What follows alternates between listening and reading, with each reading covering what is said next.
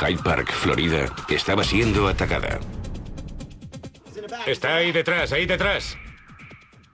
Pero el agresor dejaba muy pocas pistas tras de sí. No podíamos encontrar al sospechoso. Con poco tiempo de margen y un depredador en libertad, ¿podría la experta en perfilación criminal poner fin a una cadena de perversas agresiones? Comete esos delitos para reafirmar su propia virilidad, así que creo que continuará haciéndolo. Hyde Park, Florida, un barrio de clase alta normalmente tranquilo, en la zona oeste de Tampa. Pero una noche la policía recibió una llamada urgente. Recibimos una llamada. Una mujer había sido sexualmente agredida en su propia cama. Vivía sola en la planta baja de una casa. El sospechoso entró por la ventana del dormitorio. Estaba durmiendo cuando de repente se despertó aterrorizada, con un desconocido junto a la cama. Tenía un arma y le dijo que no se moviera. No le vio bien, pero supo que era un hombre negro.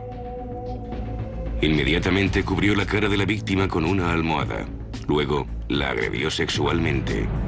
Minutos después, el agresor salió a través de la red metálica de la ventana. Rodeamos el perímetro. 310, adelante, envíame el equipo forense. Llamé al equipo forense y al inspector de la unidad de delitos sexuales. El inspector Mark Satkoff, de la unidad de delitos sexuales, se dirigió a la escena del crimen. Conocía el modus operandi. 10 días antes, otra mujer había sido violada en Hyde Park y las circunstancias eran sorprendentemente similares. Ambas mujeres vivían en la planta baja. Ambas fueron agredidas en su cama por la noche. En ambos casos el agresor cubrió la cara de la víctima. ¿Qué tenemos? Entró por esa ventana. Los investigadores iniciaron la búsqueda de pruebas en el exterior de la casa. Bajo la ventana había una posible pista. Huellas de bicicleta recientes. Nuestros técnicos sacaron moldes de las huellas de la bicicleta en la suave arena. Y además buscaron huellas y recogieron la tela metálica que había cortado. Pero no encontraron huellas.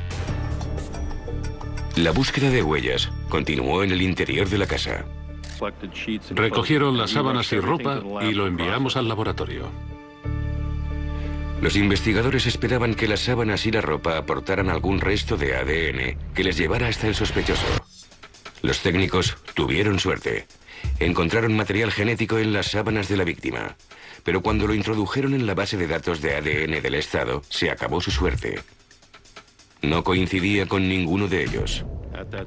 En ese momento, la base de datos de ADN era muy pequeña, así que lo que recogimos en la escena del crimen y enviamos al laboratorio no pudo compararse con muchas muestras.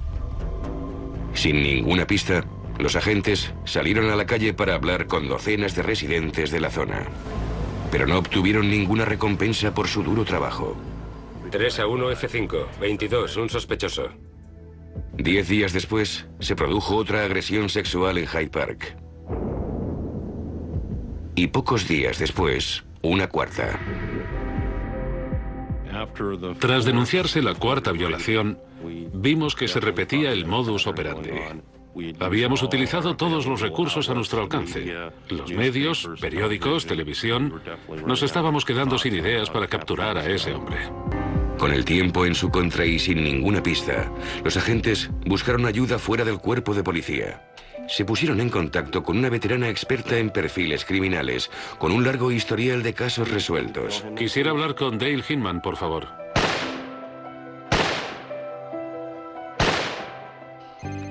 Era importante ver si podía hacer algo para ayudar a centrar la investigación y evitar que se produjeran más violaciones.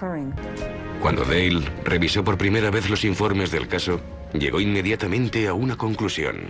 En la base a lo que había leído en los informes de la policía, el modus operandi de los delitos era sorprendentemente similar. El individuo hacía y decía lo mismo en todos y cada uno de los casos. Supuse que la misma persona había cometido las 4 agresiones. ¿Ayudaría el perfil del agente Hinman a los investigadores a encontrar al violador? Una serie de agresiones sexuales tenían aterrorizadas a las mujeres de Hyde Park, Florida, y desconcertada a la policía. La agente especial Dale Hinman se reunió con los inspectores del caso con la esperanza de centrar la investigación. En base a los datos de los informes de la policía, supuse que el mismo hombre era el autor de todas las violaciones. Pero siempre existe la posibilidad de que haya un imitador en la misma zona. Quería reunirme con el agente que llevaba la investigación en el lugar donde se habían cometido los delitos. Hola, Mark, me alegro de verte. Lo mismo digo. Aquí tuvo lugar una de las agresiones. La agresión ocurrió en la planta baja, ¿no es cierto? La agresión tuvo lugar en la planta baja, es muy parecido a las otras. ¿Las tienes señalizadas en un mapa? Sí, por supuesto. Muy cerca de las otras y todas en el mismo barrio, ¿no? Sí. Dime algo más de esas agresiones. Todas las agresiones tuvieron lugar entre las 12 de la noche y las 5 de la madrugada. Todas las víctimas eran mujeres solteras que vivían solas, en la planta baja de casas como esta. Parece que ese individuo las vigila durante el día y las preselecciona para volver entre la medianoche y las 5 de la mañana para cometer las agresiones. Dale también tenía una teoría sobre por qué el violador cubría la cara de sus víctimas. Eso sugería que vigilaba a sus víctimas durante el día y le preocupaba que le vieran caminando o montando en la bicicleta por el barrio. La bicicleta era una pista crucial, ya que sus huellas se habían encontrado en la escena de todas sus agresiones. ¿Cómo está la investigación en estos momentos? Hemos saturado la zona con agentes de paisano. Estamos recogiendo información sobre cualquier actividad sospechosa o cualquier persona que pase varias veces caminando o montado en bicicleta. Eso es genial, porque creo que ese individuo volverá a atacar en esta misma zona. Pero pasaron 6 meses sin que se produjera ninguna agresión. ¿Se había equivocado Dale en sus predicciones? Todos suponíamos que tenía que haber una razón por la que habían cesado los ataques, que había la posibilidad de que el agresor hubiera cambiado de barrio, o que estuviera en la cárcel por un delito, o que alguna agresión no se hubiera denunciado. Sin embargo, creíamos que volvería a atacar y que solo era cuestión de tiempo. Resultó que Dale y los investigadores tenían razón.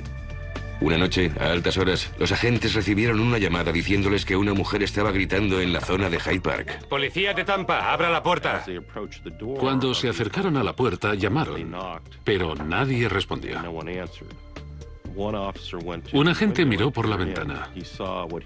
Vio lo que describió como a una mujer en estado de shock. Policía, abra la puerta. Dijo que había sido agredida sexualmente y que había un intruso en su casa. La policía podía estar a pocos metros del escurridizo violador de Hyde Park. Está ahí detrás, ahí detrás. Fueron corriendo hasta la ventana del jardín trasero. Pero el sospechoso había desaparecido, aunque había dejado una prueba crucial. 310, ha salido por la ventana. Se ha dejado un cuchillo. Y había abandonado algo más. La bicicleta. Ambos objetos eran una potencial mina de oro para los investigadores. Ahora teníamos pruebas que relacionaban al sospechoso con el delito, el cuchillo y la bicicleta. Enviaron ambos objetos al laboratorio para que fueran procesados. Ahora dependía de la experta forense, Kathy Kundy, sacar huellas dactilares de la bicicleta y el cuchillo. Si las huellas eran de buena calidad, podrían llevar a los agentes hasta el violador de Hyde Park. Solo quería ver cómo te va el examen de las pruebas que te enviaron. Estoy espolvoreándola con polvo negro. Espero conseguir algunas huellas de valor. Los patrones de las huellas se transfieren a los objetos por medio del agua, el sudor, el aceite que pueda tener la mano. Cojo un pincel de fibra de vidrio y una pequeña cantidad de polvo y lo paso por la bicicleta hasta que es lo suficientemente oscuro para verlo bien. Luego coloco la cinta adhesiva encima, la presiono para que entre en los surcos. A continuación la levanto y la presiono sobre una tarjeta para pasarla a la sección de huellas latentes. Luego, Kundy se centra en el cuchillo. Ya que el cuchillo es lo suficientemente pequeño para introducirlo en un tanque de vidrio, puede utilizar la técnica de los vapores de cianocrilato para localizar las huellas. Un par de gotas de pegamento. Aumentamos la temperatura. Ahora he cerrado el tanque. Esperaremos a que se caliente el pegamento. El calor convierte el pegamento en vapor, se extiende por el aire y reaccionará con la humedad del tanque.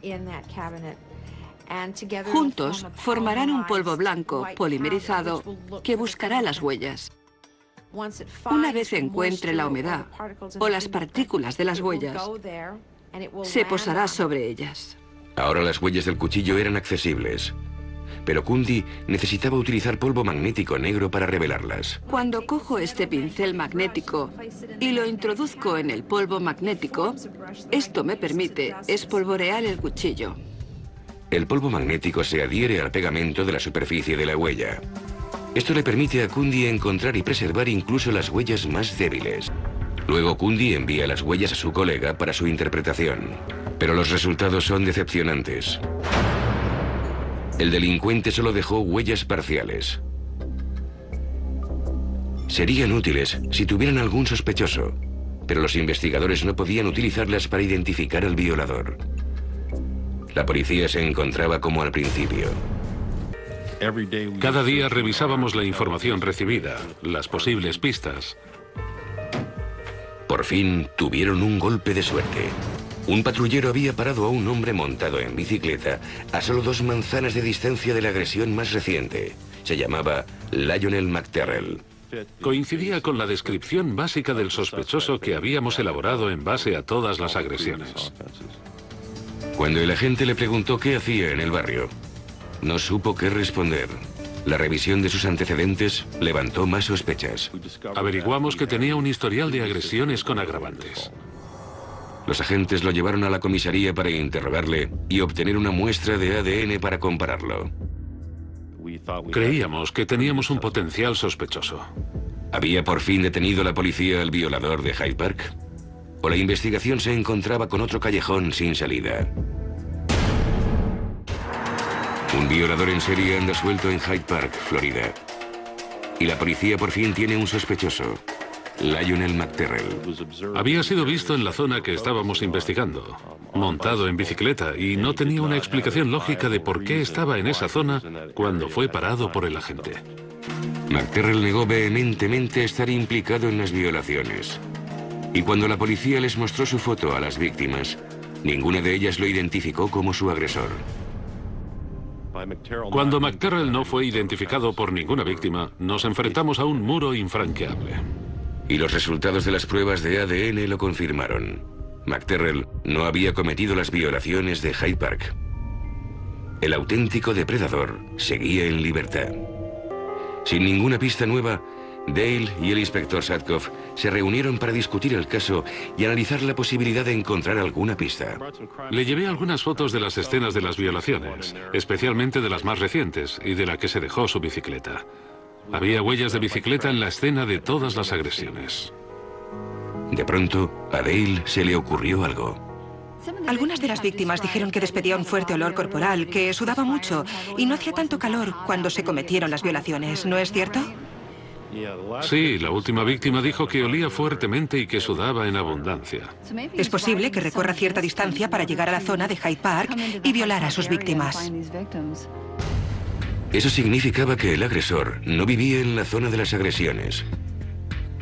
Con esta información, Dale sugirió que ampliaran su búsqueda más allá de Hyde Park y suponía que el violador ya había elegido a su próxima víctima. Creo que la razón de que cometa estas agresiones sorpresa es que no tiene confianza en sí mismo. Por eso comete esos delitos para reafirmar su propia virilidad. Así que creo que continuará haciéndolo. Dale tenía razón. Unos meses después, el violador de Hyde Park atacó de nuevo. Por 6ª vez. Acercó una silla a la ventana y así es como entró en la casa. Pero esta vez, la víctima pudo defenderse.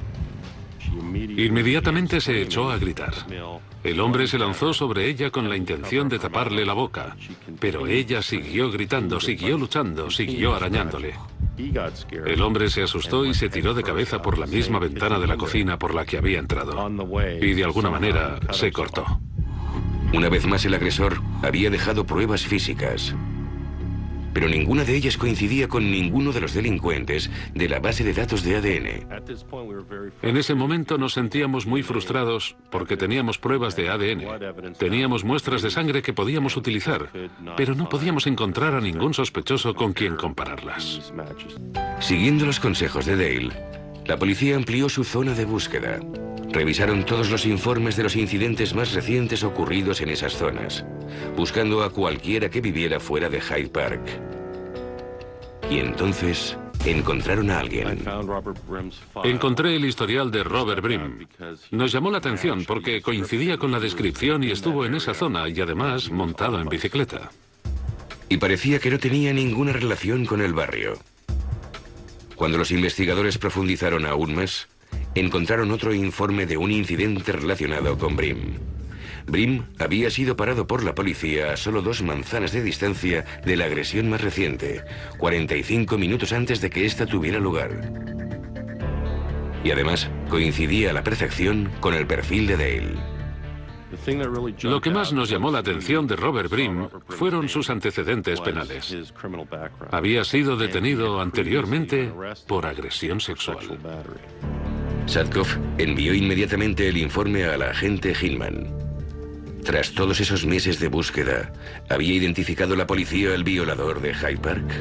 Tras 6 agresiones en 14 meses, los investigadores creían que estaban estrechando el cerco al violador de Hyde Park, cuando identificaron a un sospechoso llamado Robert Grimm. Robert Brim pasó a ocupar el número 1 en la lista de sospechosos de esta investigación cuando se supo que coincidía con la descripción facilitada por las víctimas. Tenía antecedentes por agresión sexual y robo con allanamiento de morada. Fue visto montando en bicicleta en la zona de Hyde Park a la hora en que se cometieron las agresiones y además no vivía en el barrio. Inmediatamente reunimos unas fotos y se las mostramos a la víctima para ver si identificaba a Brim. La víctima, sin dudarlo, identificó a Brim por la foto. Ahora que lo habían identificado, la policía detuvo a Brim para interrogarlo. Y entonces, vieron heridas sospechosas en el cuello y una mano. Estábamos seguros de que las heridas se las había hecho la última víctima. Sadkoff intentó que Brim confesara. Pero el sospechoso ni siquiera pestañeó al ser acusado de los delitos. No parecía que Robert Brim tuviera ningún remordimiento por lo que había hecho. Ni al inspector Sadkoff ni a mí nos sorprendió que no quisiera confesar. Con frecuencia los delincuentes mienten, pero las pruebas físicas no.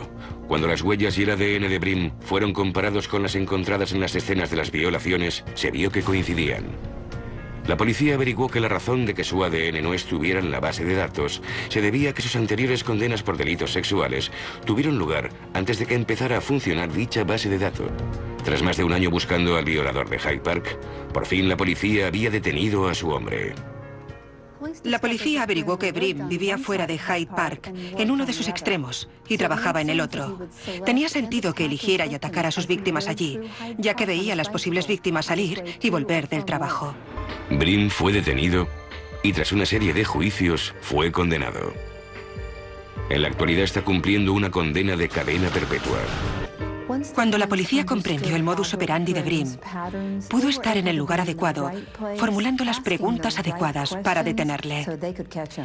Gracias al compromiso y la perseverancia del Departamento de Policía de Tampa, esas mujeres saben que ese hombre nunca volverá a agredirlas a ellas, ni a nadie más.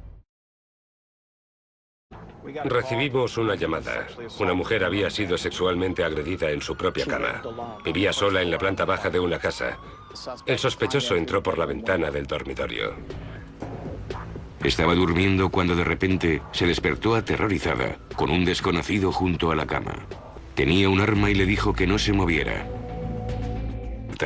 ¿Podría la experta en perfilación criminal poner fin a una cadena de perversas agresiones? Comete esos delitos para reafirmar su propia virilidad, así que creo que continuará haciéndolo. Hyde Park, Florida, un barrio de clase alta normalmente tranquilo, en la zona oeste de Tampa. Pero una noche la policía recibió una llamada urgente. Sí, al inspector de la unidad de delitos sexuales. El inspector Mark Sadkoff, de la unidad de delitos sexuales, se dirigió a la escena del crimen. Conocía el modus operandi. 10 días antes, otra mujer había sido violada en Hyde Park y las circunstancias eran sorprendentemente similares. Ambas mujeres vivían en la planta baja. Ambas fueron agredidas en su cama por la...